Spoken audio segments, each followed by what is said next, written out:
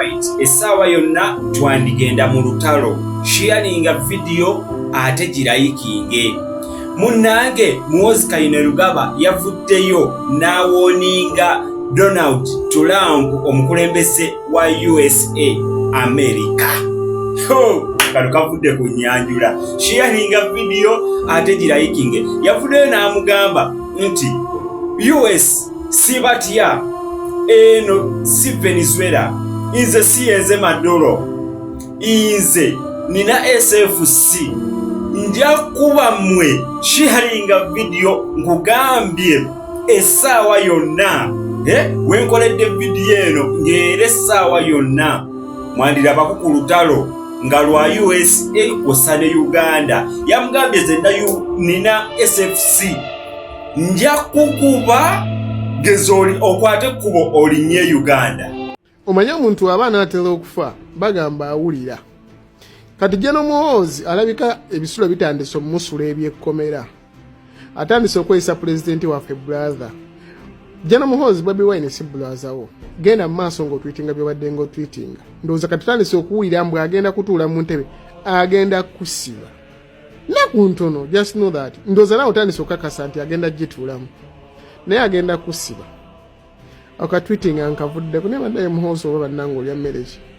So Muhoozi yagambye mu America Matembe musajja mune talina kyakwongera. America Matembe. Kati Muhoozi bwe tunakuyita omukazi mbu fero man. Kati naye ng'ate gwe fero woman.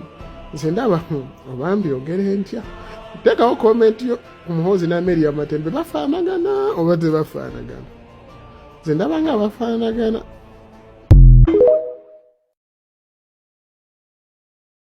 Muhoozi tokyusa lutambi. Mu addressing nga obadde mu addressing nga bulijjo. Ebya Mr tebikola. Muyite ka Bobby byonna nga obadde obimuyita. Era gwe okugamba nti no wamusonyiye Kyagulanyi yakola ki? Yakola ki? Kubanga Kyagulanyi si yalina obuzibu gye muli. Iffe bana Uganda ffe twagala okujja ku gavumenti yamu. Ffe twagala okukomya effugabbi, okukomya impunity. Ffe twagala okukomya dictatorship mu Uganda. Kati ye Kyagulanyi yakola ki? In fact gwayina okwetondera Kyagulanyi. Wakera ku macha n'ogenda mu makage ne mu assaultinga mukazi we ne monona properties ze ne mubba buli kimu kuba muri babbi. Kati ogamba mbuno wamusonyi yakoze eki? Tewali Kyagulanyi kye yali akoze Muhoozi.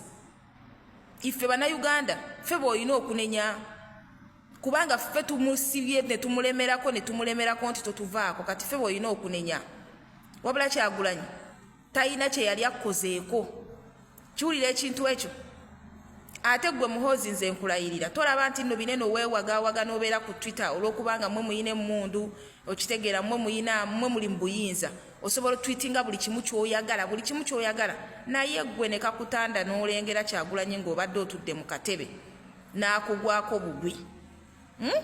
Ng'otudde mu katebe ko oli awo olirakisinze weesigamye gakuyitamu. Agenda okutuukako gwe Muhoozi Kyagulanyi nga gakuyiseemu dda aba teyeetaaga wadde n'okukubako oluyi. Tolaba nti weewagawaga kuba engeri gy'okolamu tweets zo ziragira ddala omuntu ali very coward bw'oba omusanze physically. Bw'oba omusanze physically nga talina bimwewagisa mmundu nga toyina byakuttisa. Muhoozi kano ka Bobby ne kakusanga nga oyina w'otudde ne kakugwako bugwi osobola okwennyamira. Bagenda okukutuukako nga weeyononedde dda lwakano ka Bobby. Bino si byakugamba nti no kusudiya.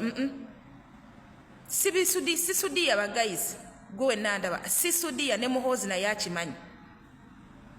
akimanyi kavuma akavuma lwakuba nti nalaba nti ayinawo bamwetoolodde abakuumi alaba nti ayina emmundu naye n'amusanga nga tayina kintu kyayina ali awo atudde ali simanyi mu malirakisi ge.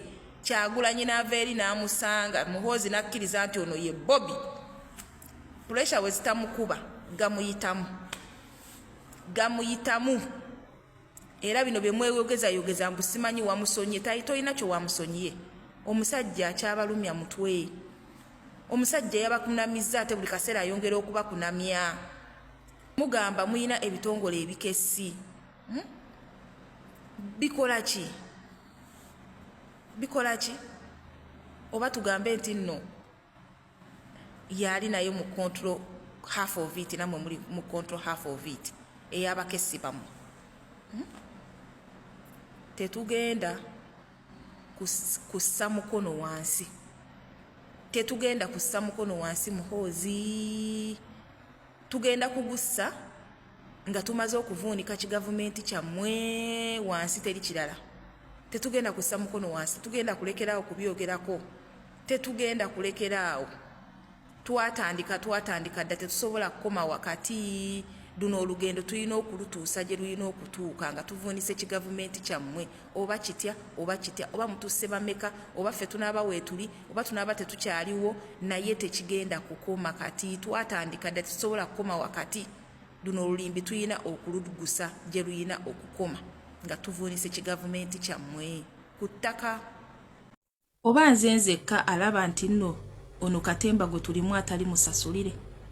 Trump ng'omuntu ayagala nnyo amawulire okubanga gamufokasinzeeko, naddala international medias nga zimwogerako. Kati ate we tubeera nti no kizze ku Museveni ne mutabani we, those are opportunist. Boba buli wamu bafunirawo chance, ne webeera mbi ne webeera nnungi, as long as basigala nga bakola ki, bakyayogerwako oba mu bubi oba mu bulungi, naye kasita kamera zibeera nga zibafokasinzeeko oba platforms zinene eziri international nga ziri mubogerako. Kyovula Muhoozi abaddenga asula asiiba ku X nga ne byatasaana kuteekayo abiteekayo kuba bo they are opportunist in good or bad. Trump ono yagambye nti nno ye tamanyi nansi eyitibwa Uganda, tagimanyi. Tweet ye endowooza yabaddenga oba ey'okusatu, naye ate olwamaze n'agamba n'atandika okulaga nti naate Uganda agitegeera bulungi nnyo. Naye nga mu kusooka yagambye nti ye abadde tamanyi ensi eyitibwa Uganda. Okiwulira? Naye ate nga ye muntu omu emabegakaawo abalaga nti nno yasazaamu ssente z'abali b'ebisiyaga ezaalinganga ziweebwa ki? Ezaalinganga ziweebwa waneeno mu Uganda. So kati nze ndabira ddala nga Katemba gwe tuli mukulaba atali musasulire, ate nga abantu abamu agenda abba affectinga kubanga abana Uganda ye muntu abeeraawo abamu nga oyina essuubi mu kintu ky'olaba nti nno kisoboka okukolebwa, ate mukyayina kiri eri ekya Venezuela mulabira ddala nga neewammwe ye Trump munaye asobola okukikola. So nze ndi wano okubategeeza saagala mubeere na ssuubi mu bantu, essuubi lirina kutandikira mu mmwe. Muyinza okubeera kuba bangi mbalabye mupostinga, mubihypinga, mukola ki, abamu mubitadde ne mu WhatsApp, Museveni bikoze bitya, essaawa yonna Trump amukuba, muganda wange ogenda kuggwamu amaanyi ng'olabye Trump ng'agoyinze mute. Ng'olabye Museveni ng'agoyinze mute ne mutabani we nga bonna bagoyinze mute, nga tewali wacha replyinga ku munne, nga bw'okebera ku X olabo bamunnaye Trump alina ke yataddeyo nga tewali. We bati abantu abamu we baggwamu amaanyi n'essuubi. Naye ate ng'essuubi ffe tuba tulyemalamu kubanga gw'oba olowooza nti nno omulala yalina okikukolera. Sigamba nti nno tekisoboka kubeerawo, naye ate bwe kiba kisoboka nze ku sayidi eyange nkirowoozaako ku 1%. Ku 1%. Kubanga Trump nga naye omuntu bino byanyumirwa olumala ne bikola ki? Ne bikoma awo, ate ye talumba watafuniramu. Talumba watafuna. Kiwulira agenda okugamba nti no ngenda kugenda mu nsi eno nteekewo embeera, nteekewo kukyankalana ng'afunamu. So nze ku sayidi eyange amazima nze sibalimba, yene endowooza yange. Sigenda gamba nti no nti nkutegeerere nno, gwe njagala naawe obirabe obyetegeerenga naawe ng'omuntu.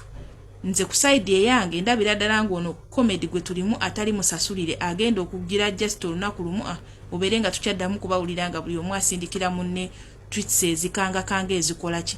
Kuba ffenna tukimanyi nti amazima googerwa Museveni talina kyasobola kukola ku America. Naye ate bo bano abasajja balina engeri gye bazannyamu ebintu by'obufuzi. Asobola okubeerawo nga bo bakimanyi nti kekana akadde bakakole we bati byakwerumba, kituuke n'ekiseera omuntu yeerabire nti Museveni yabba akalulu. Kiwulira? ebyo babyerabire nti yabba akalu batandike kwogera ku bino kati bineno bye biriwo munnaye beerumba Trump agira bwati ayagala kulumba Museveni ayagala kukola bwati okitegeera kati ffe kigende buli time eyitewo nga kwegamba obwongo waffe bulinga ng'obukola obwerabira ku kiki tulina ofukasingako naye nga amazima gali nti olulimbi twatandika dde okululima era tuli wakati nga bannayuganda olulimbi olwo si Trump ye yalutulumira ffe twalulima nga bannayuganda era tuli wakati tuyina olulimbi oddutuusa oba twagala oba tetwagala tuyina oddutuusa nze nabagamba woba oli oyina ekizibu nga kikuguddeko mu nnyumba bwe wabeerawo omubbi kaŋŋamba oba omutemu we mutamala kuba nduulu neyiba kuwulira teri asobola kujja kubayamba muyina making sure nti enduulu musigala muzikuba so kati nze awo mbagambira nti mmwe abakyayina essuubi oba kaŋŋamba abalaba bineno ne mulowooza nti bisobola okuvaamu ekintu mugende ku X musigale nga mukyakola ki mukyateeka pressure ku Trump mugende ku X mubeereyo naye nga nze mbabuulidde ebyange ge mazima nze ndabanga comedy atali musasulire kiwulira kiringanga kugenda mu comedy store n'oenjoyinga nga wayiseemu n'akasenteko naye ogenda osituka bwoti nga akasenteko bakakusazeeko dda mu nsawo n'otandika okwebuuza ye nagendedde ki n'owulira nga buli kimu kikutamye kati byebino ebintu nze nga bwembiraba Trump ne Museveni kubanga omuntu wogambira nti notowulirangako ku nsi nga Uganda nga ensi omusajja atufukalakasa emyaka 4 naye ogamba nti tomuwulirangako ng'obadde oteeka gundi sanctions bazitadde ku bantu nga bava mu Uganda naye n'ogamba muno simanyi tomuwulirangako nze ku side eyange nedda ndabira ddala katemba kujja bantu kumulamwa na kuleetera bantu kuggwamu maanyi kuba Munnayuganda ye muntu akkiririza mu kintu bw'atakifunamu naggwamu amaanyi nze byebyo ebyange ffe tulina okyeggusiza